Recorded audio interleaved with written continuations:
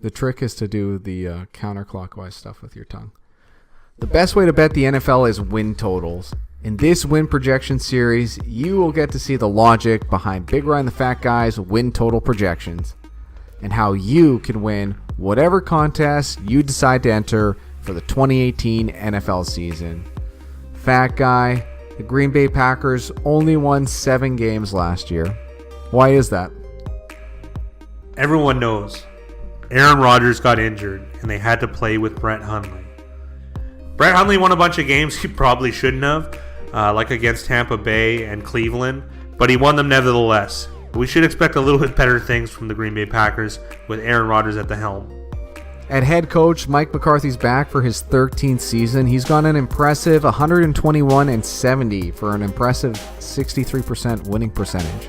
Here, have Aaron Rodgers as your quarterback and then simulate your Madden season. It won't look much different. At offensive coordinator, this is going to be the first year for Joe Philbin. Joe Philbin, formerly a head coach of the Miami Dolphins, but I think he was a quarterback coach many years ago for Aaron Rodgers and the Green Bay Packers. We'll see what happens. Apparently, Aaron Rodgers wasn't too happy that they fired quarterback coach Scott Van Pelt, so we'll see how they kind of mesh together. And another familiar name for us at defensive coordinator, they have Mike Pettine stepping in for his first season as the defensive coordinator. Former head coach of the Browns, defensive coordinator for the Bills. He wasn't that bad. I mean, we'll see what we get to. There's a lot of we'll see because, there's uncertainty in the league and there's uncertainty at this position. The defense isn't too great as a whole, so Mike Pettine's got his work cut out for him. With the past few years of Hugh Jackson, I dream of having Mike Pettine back. I did just dream of that. Thank you. So for notable player additions, number 1 on the offensive side of the ball, it's tight end Jimmy Graham. For anyone who has a fantasy keeper league, they're dreaming that he's going to return to his New Orleans form. Aaron Rodgers slinging him the ball, but I'm really not so sure. He should really just play wide receiver for the most part. But again, we're going to have to wait and see. The only other addition, and hopefully he doesn't have a chance to play, is quarterback Deshaun Kaiser. Yeah, they traded Demarius Randall for him. That was a bit of a head-scratcher for me, because when really is he going to get on the field? He has to beat out Brett Hundley for the backup, and I just don't see that happening. And either way, Aaron Rodgers should be playing the entire season unless he gets injured again.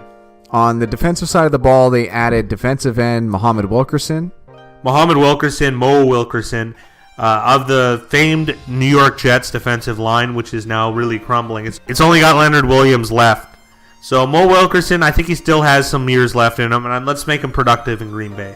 And for players that have left, wide receiver Jordy Nelson highlights the group. Jordy Nelson and Jeff Janis. I mean, big deal.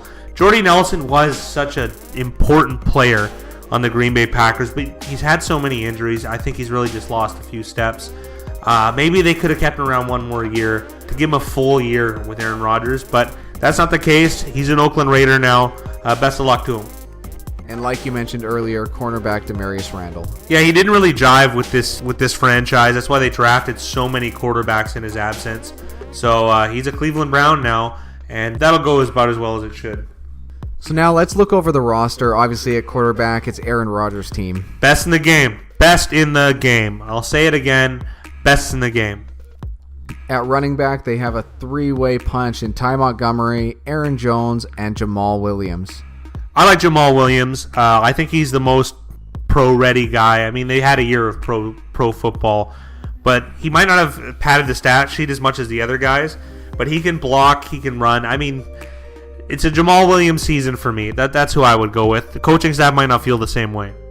And one of our first staple videos was on Jamal Williams into his rookie season. That's right, and he didn't really mature until he got the job near the end of the year, and he did really well in that role. So I really hope he gets to continue to keep it. At wide receiver, they have Devontae Adams, Randall Cobb, Geronimo Allison, Trevor Davis as well. They added a 4th and 5th and 6th round pick. Names are too long, but we'll see who pans out of those guys. Devontae Adams is a top-flight receiver. Really, really like him. I think he's excellent. So that's really excellent to have him there. Geronimo Allison had some good games, even in the postseason. I think against Dallas and Atlanta, to be perfectly honest. But he hasn't really had as much success during the regular season. And Trevor didn't do nothing. Davis, he getting a little bit of legal trouble this offseason. but it looks like he's not going to get suspended, so he's going to get some snaps too as well. Randall Cobb obviously has been a stalwart, and Ty Montgomery is probably going to play wide receiver as well. But who could be the cream of this class aside from Adams could very well be Jimmy Graham if they're smart enough to put him in a lot of wide receiver snaps, much like the New Orleans Saints did. Before we jump into the offensive line, let's look at that tight end fullback position because they do have three good players in Jimmy Graham, Lance Kendricks, and Aaron Ripkowski. Yeah, Aaron Ripkowski. To replace a guy with such a notable name as John Kuhn, you had to be doing something well. And Aaron Ripkowski certainly has. Lance Kendricks is your second tight end. That's not so bad either. So this is it's an odd position to be good at, but the Packers certainly are. So on offensive line, at left tackle, we have David Bakhtiari. At left guard, Lane Taylor. At center, Corey Linsley. At right guard right now, penciled in is Justin McCray. And at right tackle, it's Brian Bulaga. David Bakhtiari has kind of impressed. He's gotten better, it seems, year after year. He's got the sweetest haircut in the biz. One of the uglier guys, but uglier usually means better, and he's been playing well for a couple years. On the other end, at right tackle, they have Brian Bulaga, a first-round pick out of Minnesota, and I think 2010? 2010. He's been there for quite some time. He gets injured a lot, but I find him to be, a starter of quality. The interior seems like a hodgepodge to me. I wish they would address this every year, especially because you have, potentially a $200 million man in the back. So I'd want to protect him as much as I can. They could definitely upgrade the middle of this offensive line, and they should be able to pull that off next year. But for now, Aaron Rodgers has got to keep his wits about him. Moving on to the defensive side of the ball, it's highlighted by that D-line in Mike Daniels and Muhammad Wilkerson. That's going to be a nice 1-2 punch going into the season. Other than that, they've got Kenny Clark, Dean Lowry, James Looney, a bunch of other guys. Yeah, a bunch of guys, exactly. Maybe they're able to pull out some sort of diamond out of that rough patch of players behind Mike Daniels and Mo Wilkerson. I don't expect Mike Daniels and Mo Wilkerson to get there as fast as they have in years past, but they should be able to shore it up and definitely stop the run. They can still do that. At linebacker, it's always highlighted by Clay Matthews. They also have Nick Perry, Blake Martinez, and Jake Ryan. I'm always confused as to where they're going to play Clay Matthews because his best years is when he played outside linebacker. But then they kicked him inside. They got less production, but it was to fill a need. And then Blake Martinez played a lot in the inside last year. So I'm kind of curious how that's all going to shake down. I'm not really sure, but if they can find a way to get Matthews loose, that would always be good. But maybe he doesn't have it anymore, too. He's played so many years in these odd positions floating around in the linebacker position. But he is still a quality player.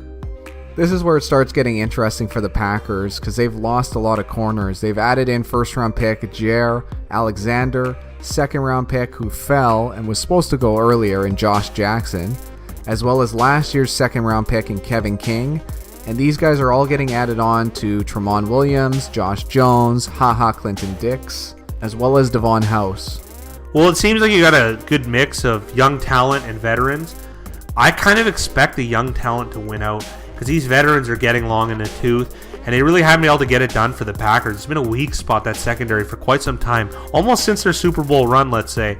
But again, they know it's a problem if they've addressed it in the draft this heavily with your first and second round, and your second round pick last year, Kevin King, who did play some snaps last year and wasn't so bad. So, he did okay in his rookie year. I'm expecting the young guns to maybe take over during the year at some point. Now looking over the roster, what's the strength? You have the best player in the game at quarterback. There ain't no better strength than that. Roster weakness? Mostly everything else, to be perfectly honest. Everything's okay. They're average at linebacker. They're average at defensive line. They're kind of average at wide receiver, oddly enough. They're probably going to be average in the secondary, but at least that's looking like it's going to be good in the future at some point. But they're kind of just average everywhere else. So even with Aaron Rodgers going into the season, we only have the Packers as a C-plus team. A C and a C-minus is an average team. And if you take Aaron Rodgers out, this is an average, below average team. But you add Aaron Rodgers, it's a C-plus. So for projected wins, we have them at 9.1 wins with their schedule. The over-under has been set at 10.5 wins. Fat Guy, is this a chance where we take the under? I'm going to say yes. Because if Aaron Rodgers does manage to get hurt, there's no way this team is winning over 10.5 games. 11 wins with Brett Hundley, it's not going to happen. And so the over-under is set with Aaron Rodgers being completely healthy. And as we all know, anything can happen, and it probably will. So, sorry, Aaron Rodgers. I'm going to take the under. I'm going to go against the best player in the game. The guy who got me into betting on football. Under on the Pack. Hit the like button if you agree with Big Rye and the Fat Guy. Give us a comment below if you think we're stupid or if you'd like to guess the Fat Guy's weight. Subscribe for more NFL projections.